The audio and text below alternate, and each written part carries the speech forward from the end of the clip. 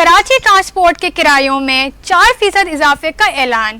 Goods transport نے petrol اور diesel کی قیمتوں میں ایک بار پھر بڑے اضافے کے بعد اپنے کرایوں میں 4% اضافے کا اعلان کر دیا ہے۔ پاکستان گڈز ٹرانسپورٹ الائنس کے صدر ملک شہزاد عوان نے پیٹرولیم مصنوعات کی قیمتوں میں اضافے پر سخت رد عمل ظاہر کیا ہے۔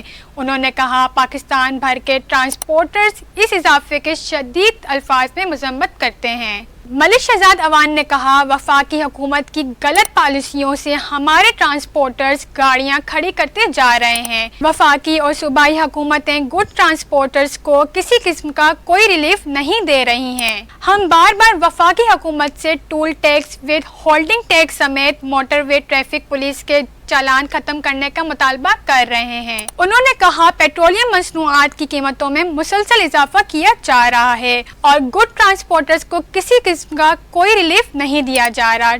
ٹرک ٹریلر کو جو 80,000 سبسڈی وفاقی حکومت کی طرف سے دی جا رہی ہے، انتہائی کم ہے۔ ملک شہزاد عوان نے کہا، پیٹرولیم مصنوعات کی قیمتوں میں مسلسل اضافے سے ہمارے ایک ٹریلر کے ایک چکر کا 2 لاکھ کا اخراجات میں اضافہ ہوا ہے۔ ایک مہینے میں ہمارے ٹرک ٹریلر 4 ٹرپ لگا رہے ہیں اور اخراجات میں 8 لاکھ کا اضافہ ہوا ہے۔ ان کا کہنا تھا کہ ٹرانسپورٹرز ملک کے وسیع تر مفاد میں گاڑیاں نقصان میں چلا رہے ہیں۔